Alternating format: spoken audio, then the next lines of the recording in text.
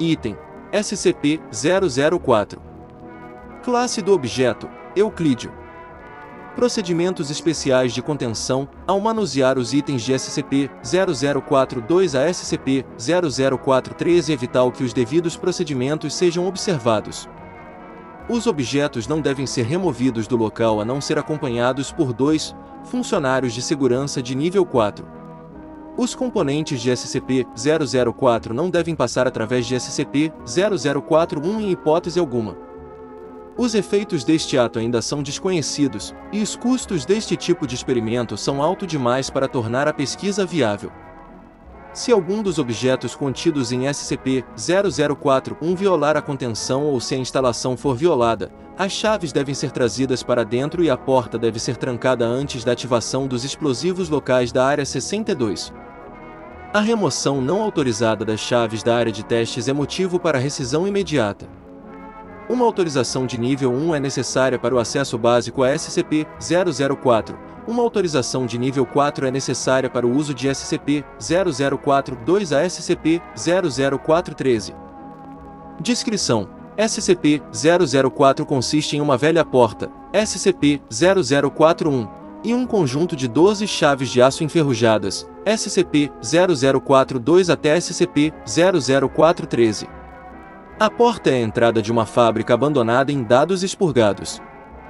Histórico cronológico: 7 de fevereiro de 1949, um grupo de 3 jovens invadem uma propriedade federal perto de e encontram a porta. De acordo com seu testemunho, eles encontraram um conjunto de chaves enferrujadas em um cofre de ferro e descobriram em qual porta elas se encaixavam. Os jovens foram presos após contactarem o xerife quando um de seus amigos, SCP-004-01, desapareceu. 7 de março de 1949, autoridades locais encontram a mão direita decepada de SCP-004-01 a uma distância de 8 km de SCP-0041. Outras partes do corpo de SCP-004-01 são encontradas espalhadas em um raio de até 32 km da fábrica. Sob interrogatório, os jovens relatam às autoridades que após abrir a porta com uma das chaves, SCP-004-01 foi decepado em diversos pedaços que, em seguida, desapareceram. A esta altura, a Fundação SCP assume a investigação. 7 de abril de 1949, o agente da SCP adquire as chaves das autoridades locais para dar início a testes. Os testes revelam que SCP-004-2 a SCP-004-13 se encaixam em uma única tranca em uma porta grande e barrada no local. 12 funcionários classe D são designados para testar os efeitos da porta. Das 12 cobaias, cada uma utilizando uma chave diferente, somente 2 sobrevivem. Abrir a porta com qualquer chave fora SCP-004-7 ou SCP-004-12 fez com que as cobaias fossem despedaçadas em diversas direções. No entanto, nenhuma parte decepada foi encontrada imediatamente.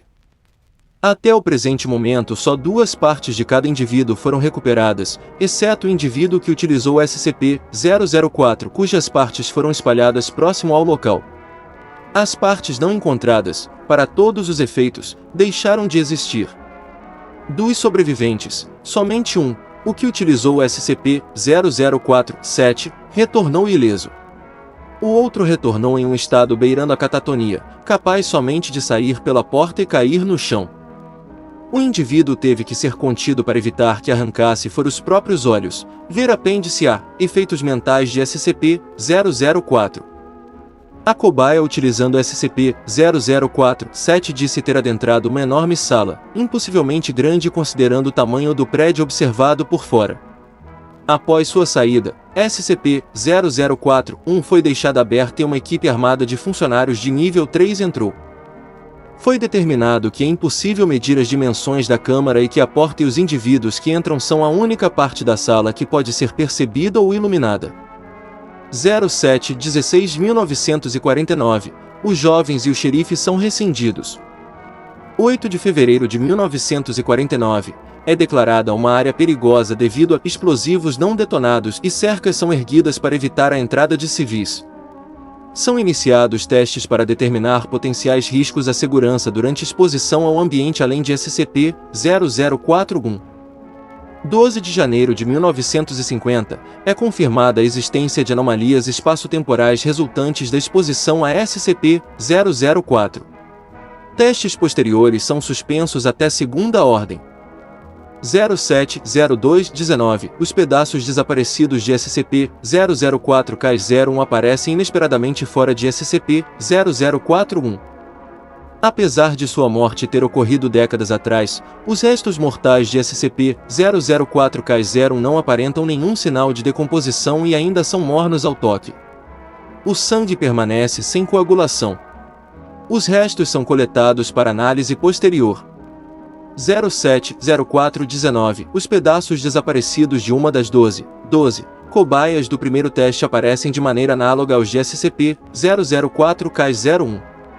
Os restos mortais são designados como SCP-004-K-02.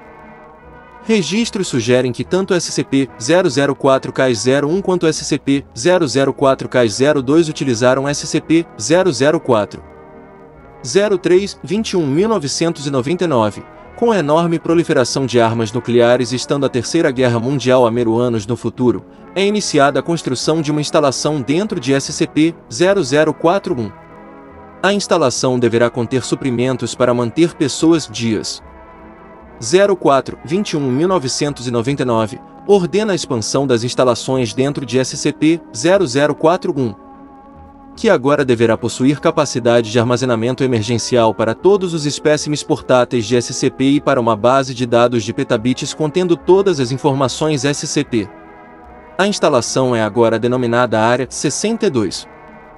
09-25-2000, a Área 62 encontra-se operacional. Laboratórios e unidades de contenção foram concluídos e podem conter espécimes de alta periculosidade. É iniciada a criação de cópia da segurança da base de dados SCP. 01-25-2001. Devido a anomalias temporais, ver anomalias espaço-temporais abaixo, todos os funcionários trabalhando na Área 62 devem obrigatoriamente residir no local em caráter permanente. As famílias destes funcionários devem ser informadas de que seus entes queridos pereceram em um acidente industrial. Corpos clonados são providenciados para funerais. 08-14-2003, ocorre uma queda de energia em larga escala no nordeste dos Estados Unidos da América e em parte do Canadá. Devido a falhas técnicas em diversos geradores SCP, a Área 62 permanece sem eletricidade por 53 minutos, e as pessoas no local sem qualquer fonte de iluminação durante este período. Os envolvidos reportam sentir criaturas e pessoas, apesar de não terem sido identificadas ou vistas as presenças de nenhuma entidade anormal. Um grupo de funcionários da instalação é selecionado para ler Apêndice A, e relatam que as criaturas sentidas possuíam o tamanho de humanoides, mas, no restante, eram similares à criatura verde e enorme descrita no texto. Anomalias espaço-temporais. SCP-004 parece propagar anomalias no espaço-tempo. Funcionários ao deixar a instalação relatam ter perdido tempo. Aqueles que permaneceram no local por semanas alegam só terem se passado alguns dias e os registros de suas atividades e quantidade de suprimentos consumidos suportam estas alegações. Outras anomalias temporais envolvem SCP-0042 a SCP-00413, em particular o reaparecimento de SCP-004-K01 e SCP-004-K02 exatamente anos após terem utilizado SCP-004. Foi designado para investigar os aspectos destas anomalias. Anomalias espaciais incluem as dimensões impossivelmente grandes da área acessada através de SCP-004-7. Da mesma forma, o incidente ocorrido durante o apagão de 2003 sugere a presença de um plano alternativo de existência no mesmo local ocupado pela Área 62. Notas adicionais. Testes em SCP-004 revelam que 10 das chaves abrem SCP-0041 em uma dimensão onde as leis da física e da topologia diferem radicalmente das nossas. Indivíduos que encontram estas condições hostis são despedaçados e as partes de seus corpos realocadas a diversos locais, dos quais somente 3 parecem se situar na Terra.